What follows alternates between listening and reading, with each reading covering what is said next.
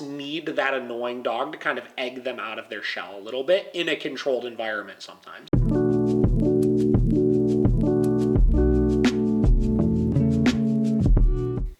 All right, so I read your email.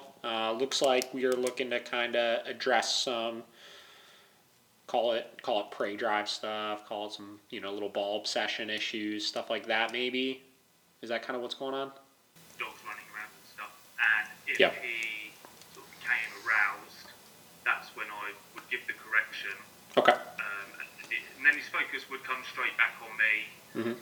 But I suppose the line I feel like I'm treading is like how much of it is obedience. Sure. And how much of it is just like I just want him to not react to those kind of things. Yeah. Rather than always be in a state of being under my command, if that makes sense. Yeah, for sure. Yeah, I think that's definitely a fine line because like obedience has its purpose from the standpoint of being able to manage the dog. That's really what its purpose is, right? Is to be able to, even if the dog isn't necessarily doing something wrong, to be able to give them guidance of, hey, don't do that right now, do this, right? Corrections, right? So look at just punishing a behavior, for example. That is for stopping something the dog is never allowed to do, right? So I generally speaking, if I'm going to ask the dog to do something or if I'm going to correct them for something, I try to ask myself the question of if I'm going to give an obedience command, am I trying to get the dog to stop doing something else? So an example would be if you're on a leash and you're walking by a field where there's some dogs, maybe one chasing a ball or something like that, right? And he starts freaking out at that over there, right? And I tell him down, right? Or I tell him calm or something like that. And I get him to comply with that behavior. Technically, I'm only asking that command in that moment to try to get him to not do that thing. And I would much rather just stop that thing so that he could exist and just be free and hang out and understand those boundaries. A more clear example would be guests coming over the house, right? Is if your dog is used to jumping on them all the time, right? A lot of people seem to will ask the dog to down or sit or something like that. But the only reason they're asking that is to get the dog to not jump. So I would prefer to just stop the jumping, inhibit the jumping, right? So, obviously, like I said, obedience has its purpose. I use bed stays in the house when people come in, not because my dogs would be jumping all over them, not because they would be rehearsing anything that's egregious by any means, but because I just want them out of the way so my guests aren't tripping over dogs, right? And if I'm out for a walk, right, I'm enforcing a heel, not because they would be doing anything wrong by going off sniffing around and stuff, but maybe I'm in a busier place where there's too much stuff going around that I don't want them disturbing or whatever it may be, right? So I would start really looking at the places that you're asking things of the dog and trying to isolate like what really is the issue at hand and how could we more specifically address that issue. So give me a little bit of a feel for like what the environment is as far as like the parks around you and stuff. Like, are a lot of dogs off leash primarily? Like, what's kind of the feel? Yeah, I'd say there are a lot of off-lead dogs. Yeah. And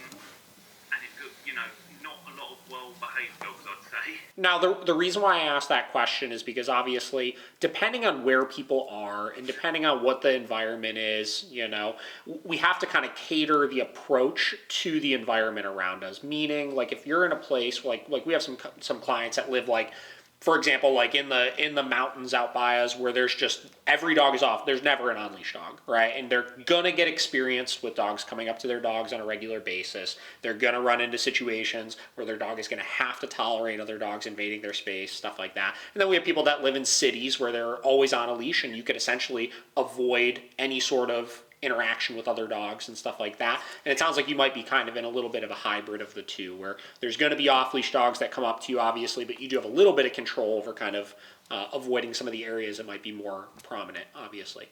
So when I look at that, right, so I try to look at where is the behavior coming from first, right? So let's look at the reactivity you described in the last situation, which was you were hanging out outside of the playground. You had your dog, I'm assuming, on a leash next to you, right? He was actually off leash. Oh, he was off leash. Okay, great. Hanging out next to you, right? You got another dog running up into your space, obviously, and your dog kind of chased and barked away at him, right? To try to kind of get him to create some space. Now, had he been on a leash or had that situation happened, many a time before that while he was on a leash, we could arguably say that defensive response was due to him being restrained and the restraint, generally speaking, putting dogs into a state of fight or flight and making him more likely to then kind of try to chase that dog away, right? Now, in all these situations, it never turns into any actually biting or anything? No, no. Okay, great. So I would want to look at the situation then, and I would say, what is a tolerable and a reasonable expectation as far as if he is going to try to set a boundary or create some space that we're going to want to expect, right? Now, I would say that a dog rushing into a dog's space is definitely pretty intrusive to them from times, so I don't want to totally say you could have zero reaction to that, right? Because I would say that's fairly unrealistic, right? And if anything, that's going to put him into even more of kind of like a stressed out state because now he's needing to tolerate this and he can't do anything or else there's going to be a big correction for it, right? But obviously, I don't necessarily think it appropriate for the dog to be completely chasing him halfway across the park to try to get him to get out of his space or anything like that, right? So I would say if a dog is invading his space, I don't mind if he lets out a little snap or like a bark or two, but if it turns into like a persisting chasing, that's where I would effectively give that correction in that moment, right? Now, when we're giving our corrections for stuff, just keep in mind, getting back to the use of, like, say, negative reinforcement, which would be like the low-level stim stuff that you would do, or just the continuous stim stuff, we'll call it, right? Or corrections or positive punishment, which would be applying something to try to decrease a behavior. Your corrections need to be motivating in order for them to work, right? So obviously you said you've kind of experimented a little bit on your own with some that are like a little bit higher and stuff. I don't know exactly what that level is with your dog. Every dog responds a little bit different, obviously, but you want to make sure you see a noticeable enough response out of him where he effectively, when you give that correction, immediately snaps out of whatever he's doing. So let's say he's actively barking and chasing the other dog and you want to stop and inhibit that behavior. You've got to see the second you tell him no and give that correction, he immediately disengages from that behavior. Not just like kind of like maybe gives one more bark after it and then slowly turns around and comes back to you. It should be pretty, I don't want to say dramatic, but pretty snappy as far as his response is concerned to that. Explore and just be a dog for a bit. Yeah. And so I think just like clearing up the communication a little bit, so sure. When I did need to call him back, I could do. Yep. And then coupled with most recently, just adding in some sort of higher level corrections if he did go to sort of break and start to run away, sure. Sort of catching it at the beginning, correct, and then like, hang around with you again. So it's been a lot of combating it through like recall training, so through a lot of your come commands and stuff like that. Is that kind of how you started to get a handle on it? Yeah, and I suppose I started out in sort of September last year, yep. And sort of come the end of the year, it had improved. Sure. But it hadn't got to sort of where I wanted it to get. Yeah, I understand. And quite high standards for myself and him. Sure. No, I understand. And how far away are these people playing generally when this happens? I don't know.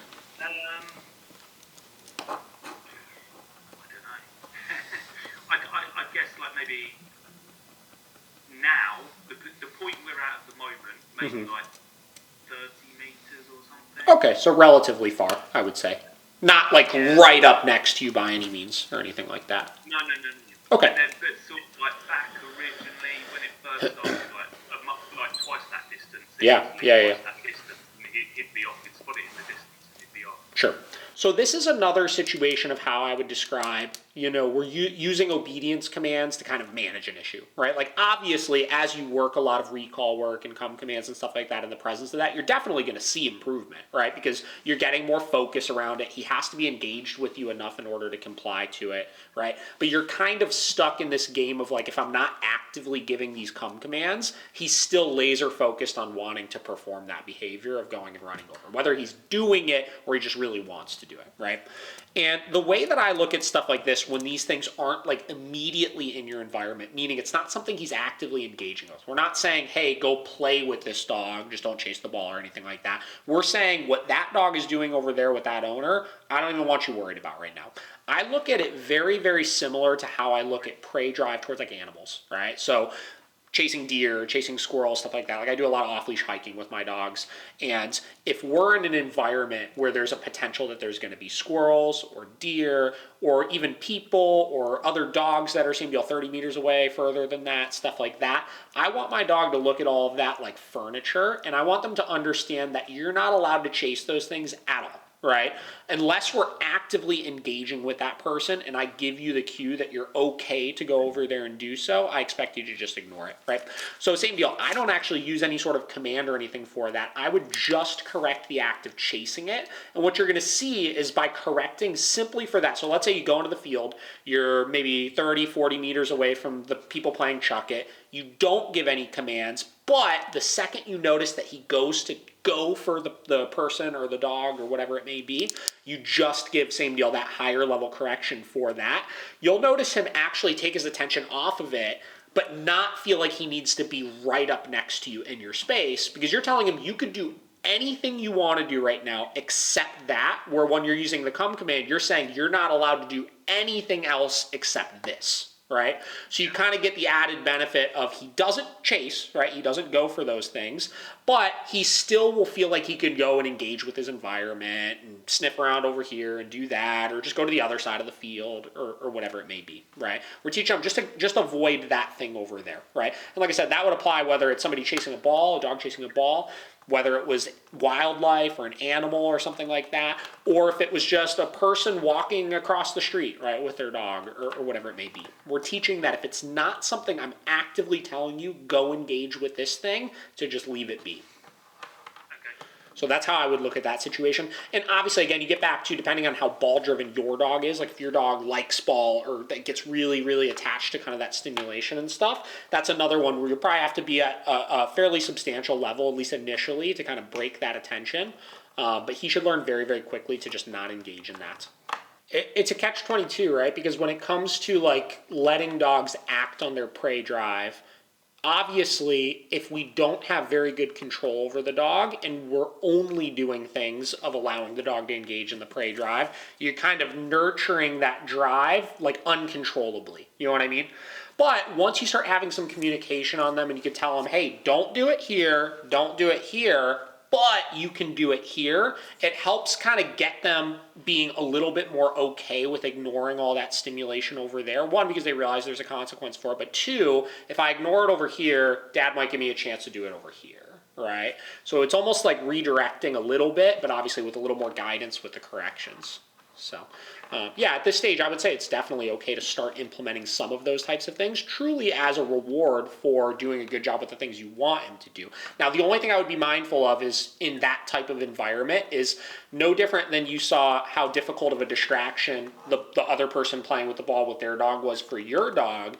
You'll see that with other dogs as well, right? So let's say you're playing there with your dog and there's another dog that's off leash 30 meters away, right? That dog may want to try to butt in on your game, and especially if your dog is already a little bit kind of defensive or territorial of his space, he's going to be even more so while he's engaging in something really high drive like playing with a ball. So you got to be careful with that. How often does your dog like play with other dogs, like with the intention of interacting with them? Yeah, hardly ever now actually, because I don't really have any friends with dogs that I can like go on walks with or anything. So Yeah. like it tends to just be me and him going out. Mm-hmm. And when we're out, because he's become a little bit unpredictable, I'd say. Mm-hmm. He hasn't become unpredictable. He is predictable, but like sometimes he 9 times out of 10 he's absolutely fine with dogs, but I might think that dog's not going to want to play because it looks older than him or Sure. and then other times I sort of think that dog is going to be way too excited and he's not going to like playing with that sort of dog. So I tend to just avoid letting him play with other dogs now. Mm-hmm. Just if we pass the dog, call him back, put him on lead, walk off. Or walk by. Yeah, this is another one where it's kind of a fine line with some of these things, but given the fact that it's not like your dog is trying to attack these other dogs, right? I think we've confirmed that, right? He's getting a little defensive, but like he doesn't have any intent to do harm, right? He's not injuring them or anything like that. Sometimes actually socializing the dog more and putting them in a position where they can start to overcome some of those hurdles and just realize that like being around other dogs isn't that bad can also greatly help on top of all the things we discussed, right? And a lot of times if we take, like, let's say you came in with your dog to our facility, right, and he hadn't really socialized with other dogs very much, and we went to go set up a play group with him for the first time, right? We would usually bring him in, we would let out one or two other social dogs, right? And a lot of times we would just let the dog kind of rehearse some of the nonsense initially, because if you look at it, right, what is he likely trying to do? He's likely trying to get the other dog to go away or give him some space, right? And what generally starts to happen is if it starts off really intense with, again, not necessarily attacking, but like some chasing, right? And a lot of barking, really loud barking and stuff like that. Yeah, maybe the dogs will give him a little bit of space, but generally speaking, after a minute or so, they're going to kind of come back up, sniff him again. Maybe he'll do it again, right? Then in a couple minutes, he'll come back up, sniff him again. Maybe he'll do it again. And each time what happens is the reinforcement behind the behavior kind of gets taken away a little bit, right? So he starts learning that couple things, right? One, if he needs a little bit of space, they'll give him the space, right? And he could get away with using a little bit less of a strong reaction, right? And then two, ultimately the dogs are never going away, right? They're never fully going away. So he's gonna have to, the longer he's around them, develop like more healthy means of coping with that stress. And a lot of times what winds up happening is they kind of develop a little bit more of a curiosity. It goes from reacting to like maybe a little bit of a reaction, but then like a couple air sniffs, right? And then maybe a couple more air sniffs. And then they start interacting a little bit more and stuff. And by us just allowing that to kind of play out, a lot of times you'll see after a little bit, what'll happen is the dog will actually open up and start to enjoy being around the other dog, right? So, you don't really know the other dogs at the park and stuff, so it makes it a little bit more difficult and stuff. And you get into more of kind of like, it's a fine line of you don't want to just go up and be like, hey, like, can our dogs socialize with each other or anything like that? But if you're ever in a situation where another dog does seem pretty friendly, the owner does seem pretty open to allowing them to socialize, and there's no like balls being thrown or toys that are going to get into the middle of anything or whatever it may be, sometimes not just like ditching ship right away and like popping him on the leash and getting out of there can be productive for helping him to overcome some of these things as well. Because if you're being really reactionary to him and he gives this big reaction and right after he does that we clip him up and we take him away, we're also adding more reinforcement behind the behavior. But honestly, another side of things too is sometimes dogs like your dog, right, who his tolerance to play and stuff is so low already because he doesn't socialize very often, he's telling the other dog to go away and the other dog isn't getting it, but the other dog isn't necessarily, like, he's being a puppy, obviously, right? And he might be being a little annoying, but he's not really doing anything wrong, right? So sometimes dogs like your dog, we'll see, they almost need that annoying dog to kind of egg them out of their shell a little bit in a controlled environment sometimes. You know what I mean? And like I said, I don't know the extent of how often your dog has been there to socialize with that Jack Russell, but, if it either wasn't that often or every time you did it, as soon as your dog started showing signs of being uncomfortable, you separated them or something like that, maybe we didn't just give it enough of a chance to kind of work itself out. You know what I mean? So one way to start might not even be like going for the walks together, but what it might be is like if one of you has like a yard or an open area you could have them in, one idea might be just let them off leash in the same area together and like set a timer for an hour or 45 minutes or something and just supervise it, right? Monitor the situation and don't be super worried if your dog's given a little bit of attitude to try to make the dog go away or anything like that. Just kind of let it play itself out. And generally speaking, you'll see one of two things is going to happen, right? If your dog just repeatedly sets that boundary, the puppy will figure it out eventually, right? Like most of these dogs, like they'll learn eventually, well, this dog isn't that fun, right? Or the other thing will happen, which is the puppy continues to persist and you see that progression like I talked about, which is your dog starts getting more interested in him, So that might actually be something you could try, and at least see, how that kind of plays out.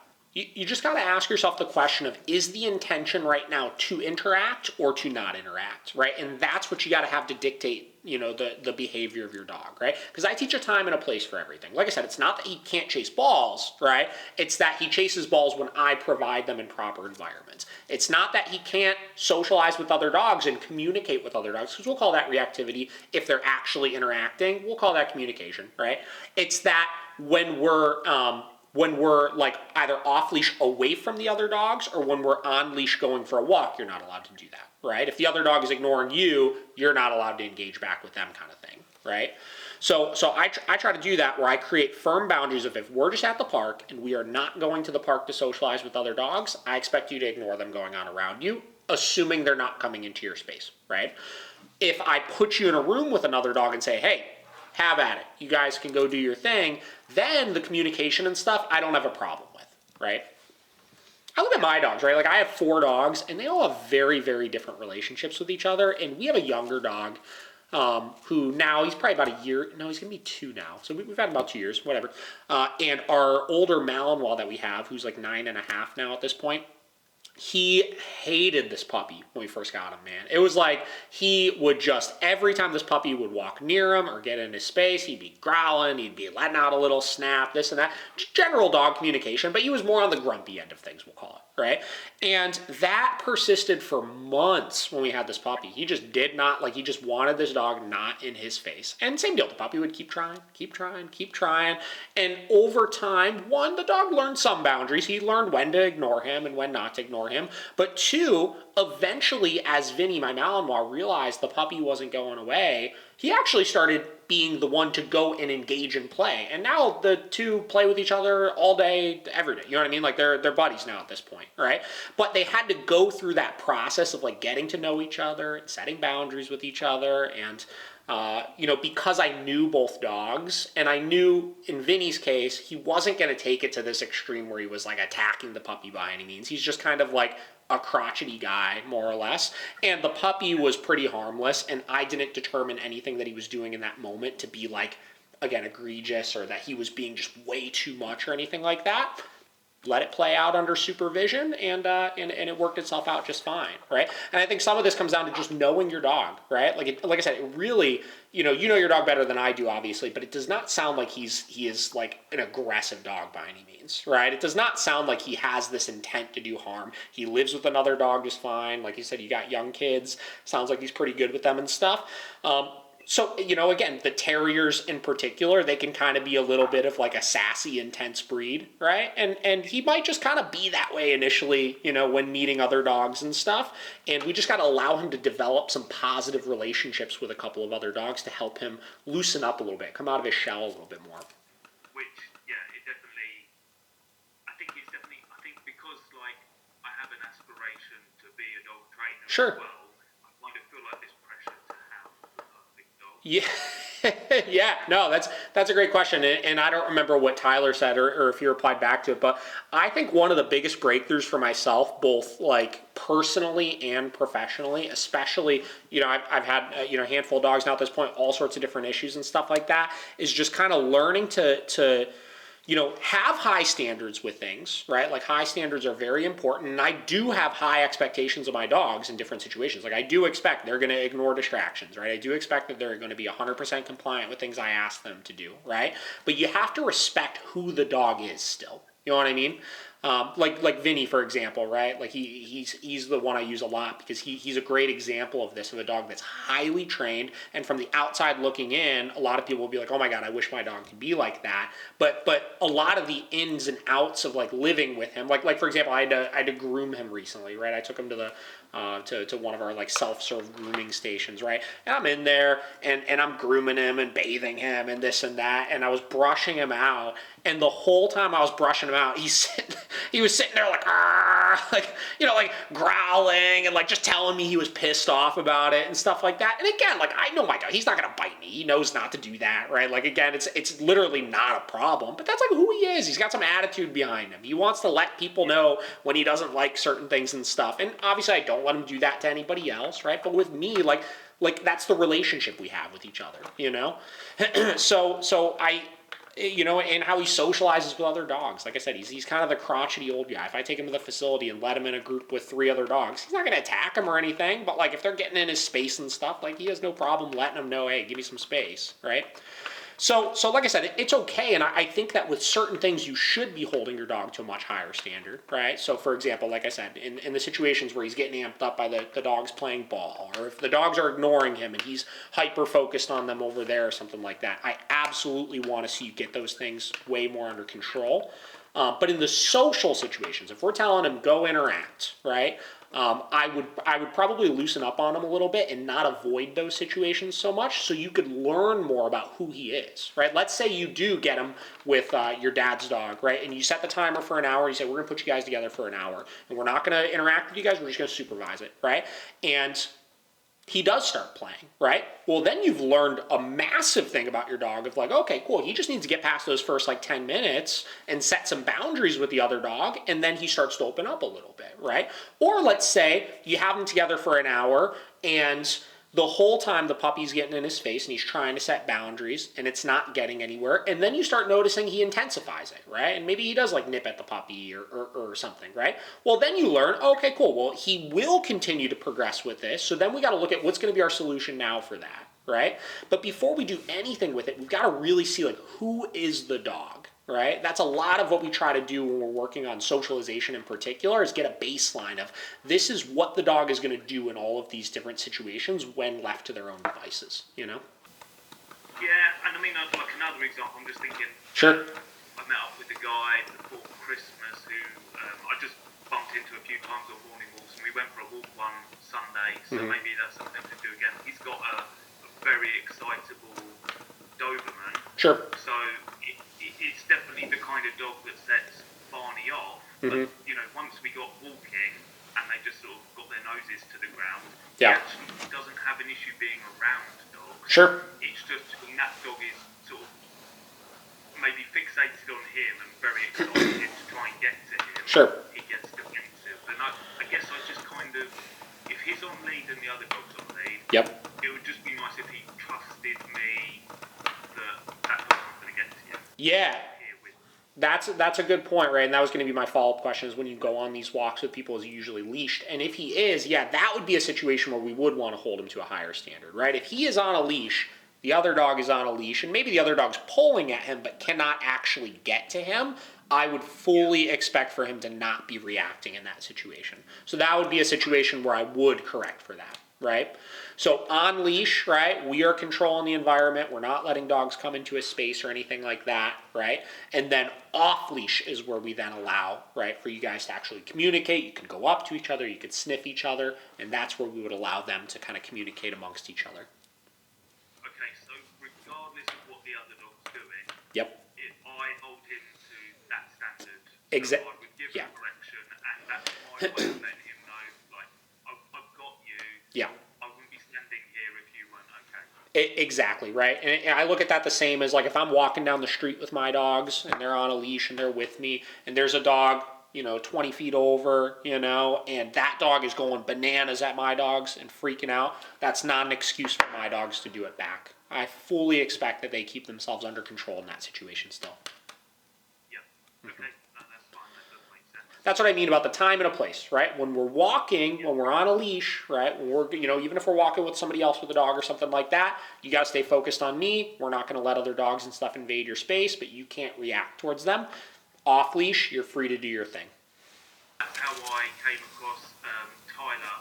Because Terrier Man had written about him, and he's also written about e-collar training his dogs. And Larry Crone's book. So I've always kind of been curious about it, but there's still a part of me that's not completely comfortable with punishing. I don't mind setting boundaries. I don't know how far I want to take it, but I can see it works, so I keep doing it.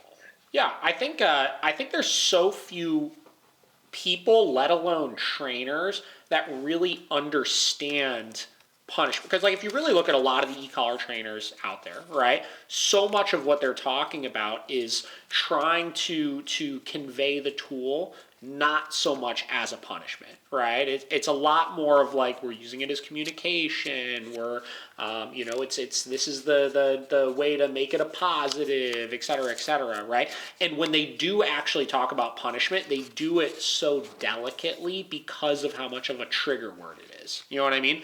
So because of that, I feel like a lot of people don't get the true benefits of using punishment, which is you really shouldn't have to do it that much. right? Like I look at any of these behavioral issues we're kind of discussing, right? Let's say jumping on people, right? So many people fall into this trap of thinking they're punishing the behavior and they're stopping or interrupting it with the e-collar, but they find themselves every time somebody comes over their house hitting that button 3 times, 4 times, 5 times, 6 times, and the dog stops every time they do it, but they never achieve the dog just not performing the behavior anymore. Right? And if we're effectively using punishment, we should be able to punish the behavior. The dog realize, one, it's inevitable. It's going to happen every single time I rehearse this behavior. And two, it's intolerable, meaning they do not want it to happen, right? They want it to happen less than they want to perform the behavior they're performing, and then they just stop doing it. Right? Like we'll see dogs that come into our care for board and trains that are massive jumpers that we need to actually punish them for jumping 3 times, 4 times, something like that, and then they just don't do it anymore, right? And I feel like the second people start really making that connection of how to actually achieve the result they're looking to achieve, which is you don't even need the tool anymore, right? Like the dog just, you've used the tool to stop the thing, and then you don't need it anymore, right? I feel like that's where a lot of the resistance comes from people is just feeling like they're just so glued to the thing and they need it all the time and they're constantly using it and I'm needing to zap my dog 10 times a day and all this kind of stuff. And listen, when I say stopping using it, I don't mean like not putting the tool on your dog or anything like that. Like I still use e-collars with my dogs. I mean actually using it. You know what I mean? And you know, if you look at a lot of the modern methods, like Larry's methods, for example, right? Like his book, like I have it, it's a great book, right? And it absolutely helps people, and he's a really smart guy. But there's not a whole lot, like a lot of it, you get stuck in this stage where you're still prompting the dog with the collar every time you're using it. You know what I mean? So it's very difficult to fade out. Or like, let's take your recall. So like at this point, it sounds like 1, you've taught a good recall. 2, you've conditioned your e-collar in really well with the recall, meaning he understands when he feels that sensation, it means to turn back to you, right? So you're kind of at a stage right now, if you really want to take it to the next level with it, you would start just using your recall and simply using the e-collar as a punishment for non-compliance of the command. Right? And again, that would have to be set at a level that the dog cares enough about where they want to avoid, and it's not continuous pressure or anything like that. It's we have the dog off leash in the field, we tell him, come, right? We give him a second to comply. If he doesn't comply, it's no with a fairly high level correction on that e-collar, right? And then he gets all the way to us, we release him, and then we try it again in a little bit, right? And then which 9 out of 10 times you'll find the next time is that you do not need to give that tap on the e-collar because he realized last time I heard come and I didn't respond to it, there was a consequence that I really didn't like that happened, right? Give a correction and then all of a sudden the dog is scared of men wearing suits. Like that Sure. would be an argument I can imagine that someone might use. 100%. Have you kind of fall out? Yeah, so no, this is a great question. I actually talked about it on the podcast episode we did this morning a little bit. So it would be stupid to say that it's impossible because it's not impossible. You absolutely, the potential of the fallout is there, right? Here's the misleading part I think about the fallout from my experience of what I've seen, right? Is a lot of people talk about that fallout as if you've ruined the dog, right? You've now made your dog terrified of the man in the suit with the hat and he will never recover from it kind of thing, right? Fallout is so short-lived if you really look at it, right? So let's say hypothetically your dog does create a superstitious association with something. He's off leash in the field and he doesn't listen to that command because he's distracted by the man in the suit and you give him a high correction for it, right? And, you know, he comes to you, but in the back of his mind he's like, wait a minute, was that why I got corrected there, right? Your next 4 times that you're around the man in the suit and you do the come command and he complies with it and doesn't get a correction for it, will then start to shift in his head, oh, okay, it wasn't that. I'm near that thing now and I didn't get corrected for it. And they rebound very quickly from it. Here's the other big factor with it, is a lot of times superstitious associations when it comes to e-collar corrections are created when it happens randomly, when the dog can't predict it. Right? So one of the most important things we use and a lot of trainers will use is we use signals or markers for our rewards or punishments, right? So in the case of a punishment, it's a no marker, right? So we use no to come before the correction. So he doesn't listen to the come command, I tell him no first, then I stim after, right? So the association of the stim only gets attached to the no marker at that point. And furthermore, he understands that correction is coming from me, not the environment. Does that make sense? Yeah. So again, not saying it's impossible, like still, depending on your timing with things and stuff like that, there's always a potential he could still develop a temporary, short-term fallout or superstitious association, but the chances of it happening even further go down at that point. And I think, again, another thing that's going on right now is, you know, because like even in the States here right now, right, there's a lot of talk of these tools are going to get banned, right, this and that. So because of that, a lot of trainers out there, e-collar trainers, stuff like that, are sugarcoating all the things that they're putting out with the intention of trying to make it sound nicer, right? So they're saying one thing of, oh, well, you know, you shouldn't need that high of a level. We don't need over a 30, this and that. While what they're doing is completely different. They're still punishing the dog for things. They're still using higher levels on the e-collar, but it's with good intentions, but it's a little bit deceiving still, and it can like big time confuse your average owner or some of your younger trainers into thinking that you don't need that, right? Or that if you do that, that there's something wrong with it. I think listening to your podcast has definitely sort of made me see the benefit of a correction. Yeah, it's just a balance. All of it is a balance, right? And the biggest thing is as we're using higher levels and as we're correcting for things more, we just have to make sure that we're doing it to achieve the goal of not needing to do it the next time. I think that's the biggest thing is as you're training, you need to be consciously self-aware of, am I actually seeing reductions in the behaviors that I'm trying to reduce, you know?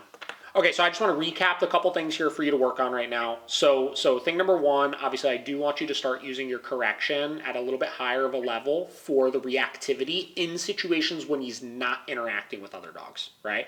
So if you're on a walk and he's on a leash, if you're off leash and there's dogs off in the distance and in the field playing, stuff like that, I want you using a higher level and giving a correction for that, right? Yep. Additionally, I would like to see you try to get him around your dad's dog for 1 hour, no toys, no food, no petting the dogs or anything, just supervise and just kind of let them do their thing and just see what happens. Maybe try to film it and you know, send it to me and kind of see what you get with stuff. And then once you've had an opportunity to work both of those things, what we'll do is we'll schedule that 15-minute follow-up call to just talk about them and see what we get with it.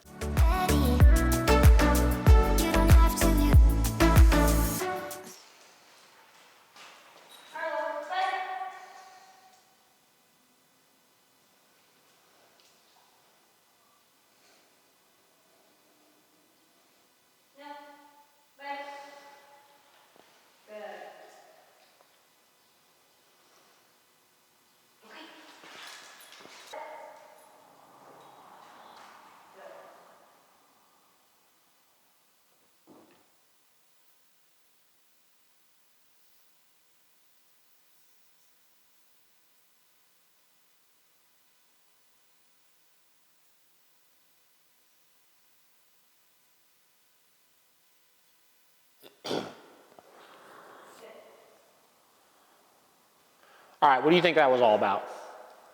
Confusion. Yep. Why? Worried about corrections? Yeah. Why? Because he's a nervous wreck. Partially. Because he doesn't really understand, or he's getting it too high of correction? I think you're probably being way too hard on him right now. Okay. Right? Even if you're like, and hard again is subjective to the dog, right? Like you might not even be in your mind being very firm on him in comparison to a lot of the other dogs that you work with, obviously.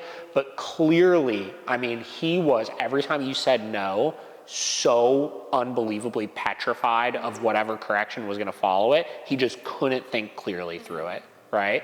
Which is why he got so much better as we just used the no independently, because that was more than aversive enough for him, right? And we actually needed it to kind of like decondition itself a little bit, you know what I mean? Which is where he finally started to loosen up with this, right?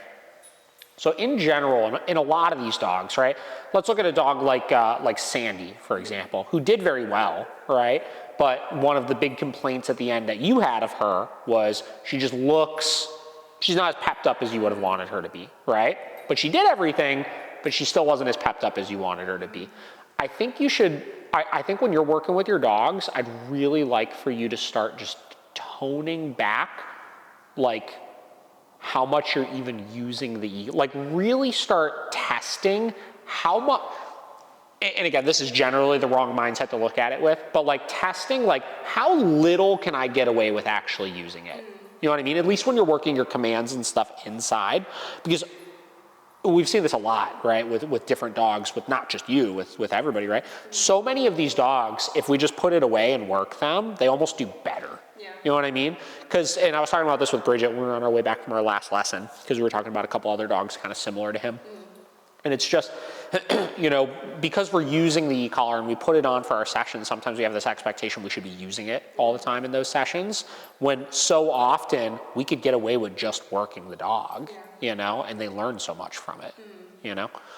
Yeah, I honestly haven't really been using the e-collar on him. Sure. I mean, like, I have it on him, but, like, I haven't been using it. I mean, the word no just freaks him out. I don't know if it was because of the first session I did with him in the lobby. Could have been a little bit from that, and could be still deconditioning itself a little bit. Okay. But yeah, I would be continuing to look for situations to work him past stuff like that. Because yeah, he's still just too spun up from it, you know? Yeah. So we'll give him one more minute here. I like that he's kind of sniffing around and engaging and picking up little scraps and stuff. And then what we're gonna do is we're gonna do another session of the beds. Okay. Then we'll take a look at another command with him. Okay. So you can go back, get him to you, and just keep inching him back over to it. So why does this happen? Well, I mean, again, a lot of this has to do with that initial, this is the same exact thing you were seeing when he was on the leash when you first started dropping it, where he got spooked. He was associating the correction with being on the bed, right? Which is why he's coming to you fine, but every time you get him close to it, he darts away from it, right? Which is why we definitely don't want to correct at this stage. I want to help him through this right now. This is also a really great exercise for you. Forget if we're even going to make a ton of progress with him, which I know we will, but right now this is good for you to learn how to help coach a dog through some of this kind of stuff without using any sort of tools or anything.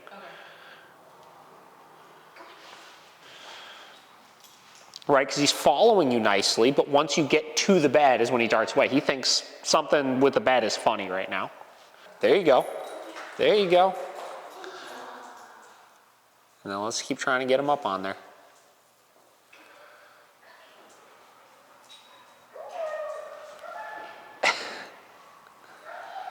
Nice, there we go.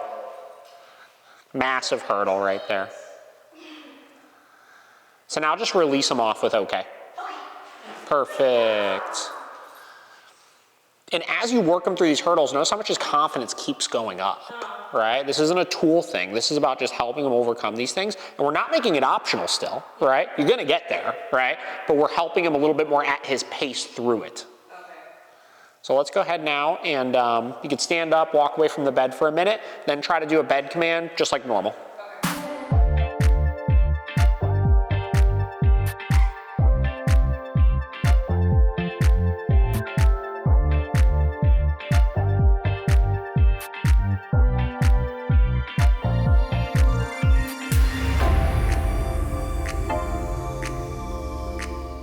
And just work on you helping him more, you know? Because like he really thrived with that and made a lot of strides just in this session through that. So just don't even worry about the e-collar right now with him. Still put it on him, but don't use it. And I would also, in between your sessions, take it off and put it in his bin so that nobody else is using it for anything. Okay. So, yeah, just change up the picture, challenge him, you know what I mean? But help him through it, you know, more than anything. Should I practice it over here? Or Everywhere. Okay. You should be practicing this stuff everywhere still. Like do sits on your walks, you know, like take him to Home Depot still, do all those types of things, but help him through all of those situations, you know, because he does need to see new pictures and be worked in new places and stuff. Have him hold that bed for a minute. I'm just gonna do a couple things with this dog. Why don't you hold his leash though, just so that he doesn't get confused. Just hang out there with him.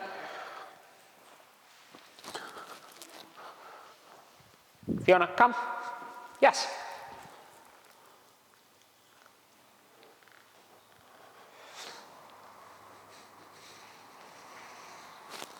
Fiona, come. Yes.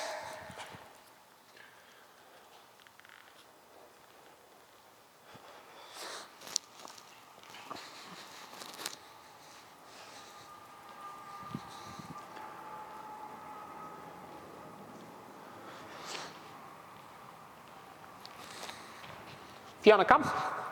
Yes.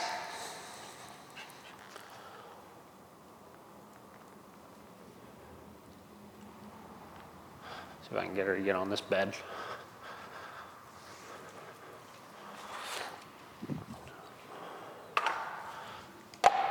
Fiona, here.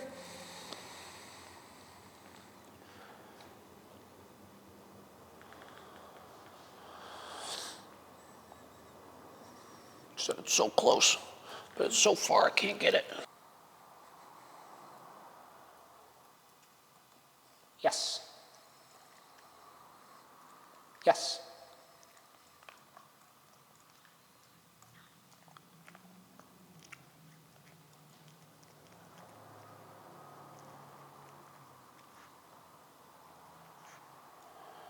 Yes. Last one. Fiona. Yes. So same deal. I mean, you just tell she's terrified by new textures and stuff, you know? So it's just I'm picking random things all the time to work her through. Like she's never done it on this particular bed. She'll do it fine on all the beds over there. She'll hold a bed, stay fine if I put a leash on, but just getting her to overcome like little hurdle, little hurdle, little hurdle, little hurdle has what's been ultimately boosted her confidence so much. Like she's still scared of things, obviously, but she now has kind of the trust and the skills to help her overcome those things. And like I said, if it's something I desperately have to get her on, I could do it with a leash. It's not a big deal, you know? And then again, even though she was scared to get on with just the food, I can get her to do it no problem with the leash, right? So we're leveraging all of these different communication tools we have of, yeah, I can get her to do a bed stay, right? In worst case scenario with any of this kind of stuff, I can use the leash guidance in order to help her overcome those things, but we're teaching her to kind of use her own trust a little bit by implementing the food in some of the places as well. So this is awesome. She looks really good. Like I'm just curious here if I can get her to get on this thing. Come on. Come on. Nice. Come on. Fiona. Come on. You know what I mean? I mean, like literally, that's the first time she's ever done that. And you saw her 4 weeks ago, 5 weeks ago now, right? That literally would have been impossible. Yeah. Come on. But now again, we've got the groundwork and the skills to help her through stuff. Look at that. Come on. Nice. Sweet. Come on. Nice.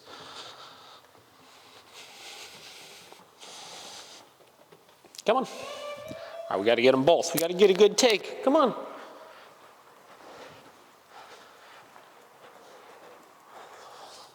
Let's go. Nice.